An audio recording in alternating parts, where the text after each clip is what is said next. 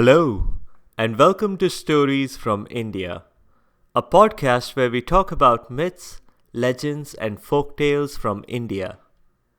I am your host, Narad Muni, and I'm a mythological character myself. I have the gift of eternal life and knowledge of the past, the present, and the future. By profession, I'm a traveling musician and a storyteller. So, the way I'm doing my job is by podcast. This week, we are doing a folk tale from Assam. We'll see how cats could give birth to human children, and yet how it's impossible for humans to give birth to kitchen utensils. So, let's jump right in. It was just a regular summer day in a little village in medieval India. In a hut in the village, there was a farmer with his wife, Chalu, who was expecting. The wife was wondering what she should cook for dinner when a voice chimed in. How about some fish? It was their pet cat, Billy, who could talk. The cat was expecting as well, and she had a strong craving for fish that day. Chalu, instead of taking a video of a talking cat, acted as if nothing was strange about that. She pointed out to the cat that if they wanted to have fish for dinner, someone needed to first fetch the fish. Would the cat be a dear and bring some? Of course, replied Billy. Anything for my bump buddy. But it wasn't going to be that easy. Billy had no luck fishing in the pond. Finally giving up, she went to the market and she bought a fish just like any other customer. With great difficulty, the cat managed to carry out the transaction in the checkout lane. This wasn't the day and age for curbside pickup, though if Billy had been a human, she could probably have had home delivery. Rushing home, she handed over the fish to Chalu. The farmer's wife was pleased. This looked like an excellent fish. She made fish curry and it smelled delicious. Billy couldn't wait to taste the fish that she had been craving and she had worked so hard for. Chalu served herself and her husband and Billy a portion. But when the cat looked down, all she had in her bowl were bones. Billy said slowly, Chalu, we've known each other for years, right? I mean, not to put too fine a point on it, you do realize I'm not a dog, right? Of course, dear, replied Chalu. But I can't give you the fish. You have to be happy with the bones. Are you kidding me?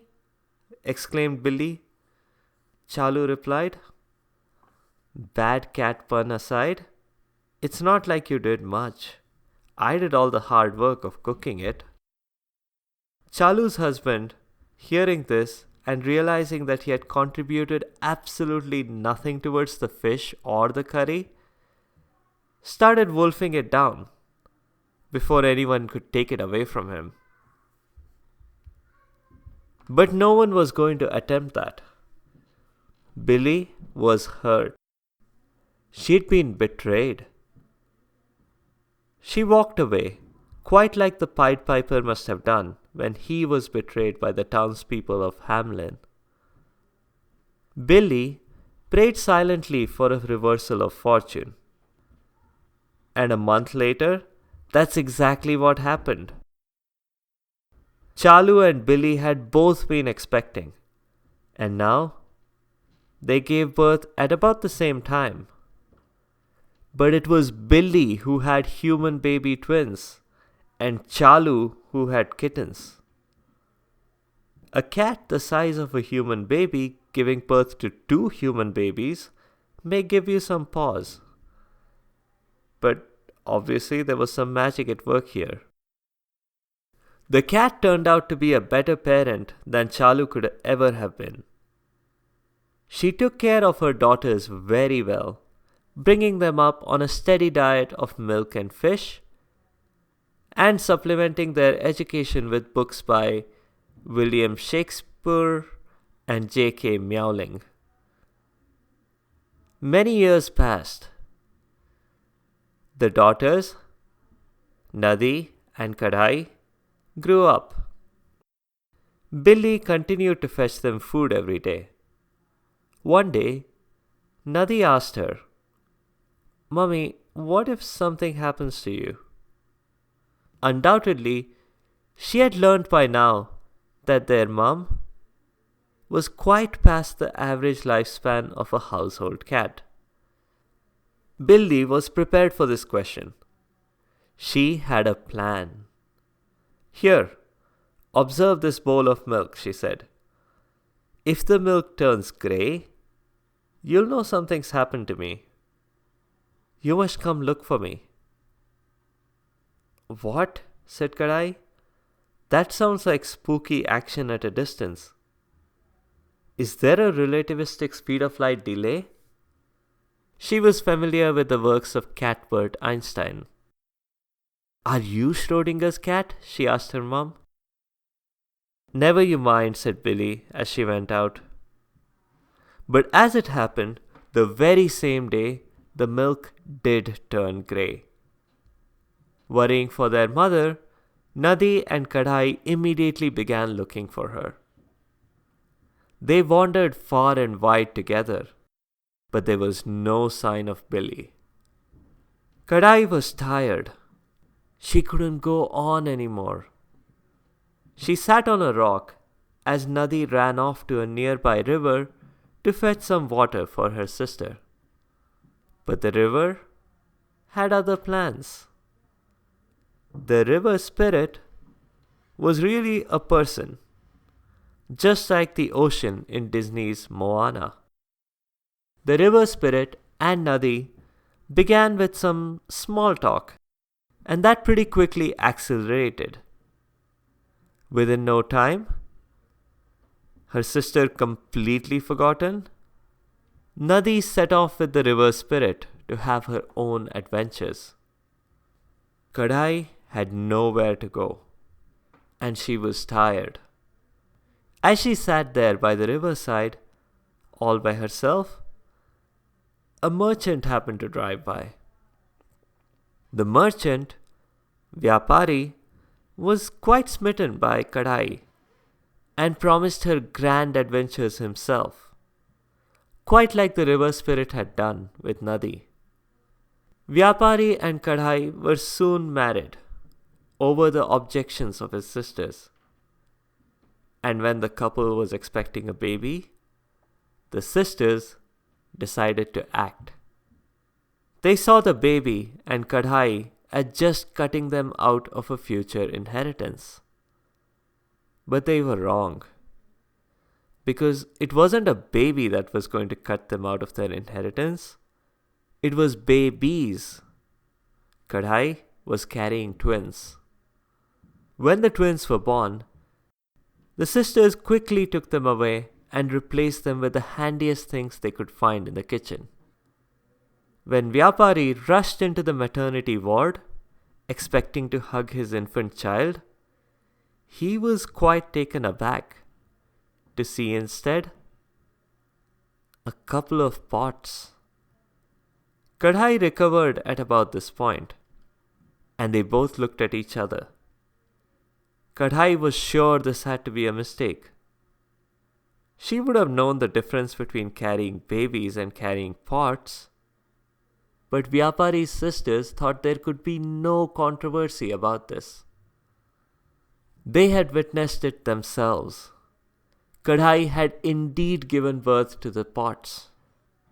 If Vyapari needed proof, he just had to look. Even the bottoms of the pots had the carved words, "Property of Vyapari. If found, please return to," followed by their address. Vyapari thought that this was compelling, which goes to show how gullible some people are. But then he thought, hadn't Kadhai told him her mother was a cat? Maybe he should have gone deeper into that conversation. Regardless, this was unacceptable. Not to stereotype, but he didn't want to stay with a crazy cat lady. And he didn't need more kitchen utensils. His kitchen was well equipped. Kadhai was forced out of the house. She then stayed in a tiny hut at the edge of the village. Vyapari continued on with his life without Kadhai. Soon, he was proved wrong about his kitchen being well equipped. The cook complained about how a couple of pots had gone missing. Still, Vyapari did not make that connection. Meanwhile, with Kadhai's twins, I mean the babies, not the pots, they were alive and well. Vyapari's sisters had taken them away and cast them into the river. Obviously, they had not paid attention to Kadhai when she had explained her life story, or they wouldn't have taken such an action. The river spirit recognized the babies. The family resemblance was striking. He was very skillful at handling babies, just as the ocean had done with the baby Moana. He swiftly took the babies to his own wife, Nadi. Nadi heard the story and concluded that the babies were unwanted in Kadhai's house. But no longer, she would bring the babies up like they were her own. That's how it happened for years. Meanwhile, Kadhai continued in her role as the village crazy lady. The babies, a boy and a girl, grew up into smart, witty, and very well-behaved children. When they were old enough, they asked Nadi and the river spirit, why were they calling them auntie and uncle again? Weren't they mom and dad? Nadi revealed the whole story to them. The children, who meant well, decided it was time to set things right and to go talk to their real mother. Make sure she was okay and all that. Nadi respected their decision and let them go. But before they could go, their uncle had something to reveal. You see, their uncle, River Spirit, was in the habit of collecting a toll, a personal item from each passerby. Once, when Vyapari and his family were passing by, he had collected Vyapari's sunglasses. He handed the Ray-Bans to the twins now and wished them well. The twins soon reached the village, and in the very first hut, they met Aunt Nadi. Except it wasn't actually Aunt Nadi. It was someone who looked exactly like her. This must be their mother, Kadhai. They hugged her. Kadhai was overjoyed to meet her children for the very first time. When she explained her version of the story, they quickly put two and two together. All three rushed to Vyapari's house and explained the whole situation. Vyapari didn't believe the kids until they showed him his Ray-Bans. "Oh, my precious ones, I'm so glad to have you back," he screamed in excitement as he caressed his sunglasses. They had been his favorite pair. In the background, Kadhai cleared her throat. Vyapari fumbled, realized his mistake, and changed his tune right away.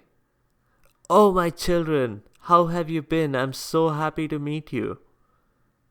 As the situation began to sink in, Vyapari was repentant for his own actions and enraged at his sisters who had been so evil to his newborn children. He pleaded with Kadhai and the children to return to the house and stay with him. Kadhai firmly shook her head. Years of mistreatment and separation from her children. This was damage that could not be repaired. She walked away with her children. She would have new adventures with them. That's all for now. Some notes on the show. The beginning of the story may remind you of the Pied Piper. Essentially, the cat is promised a fish, just like the piper was promised gold coins. Both were cheated and commandeered children as a result. The names of the characters are Hindi words that are linked to them. Chalu means sly or cunning. Billy is the word for cat. Nadi means river. Vyapari means trader. And Kadhai means a pot. I've changed the ending a bit. The original story had Kadhai and the children moving in with Vyapari again, despite their ill treatment. This story leaves a lot of loose ends. It's not mentioned what happened to Chalu and her baby kittens. That could have branched into an interesting story as well. Billy simply drops off from the story, as do Nadi and the river spirit. If you are unfamiliar with the Schrodinger's cat paradox, it's a famous physics thought experiment.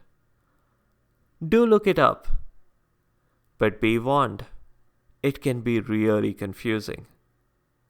If you missed the previous update, I just want to post you that I've changed the format of the show a little bit to suit your preferences, based on some feedback I received.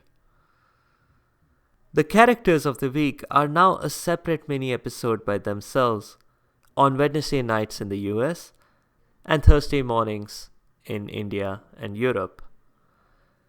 The character on Thursday is Shiva's home security system, who's also a bull.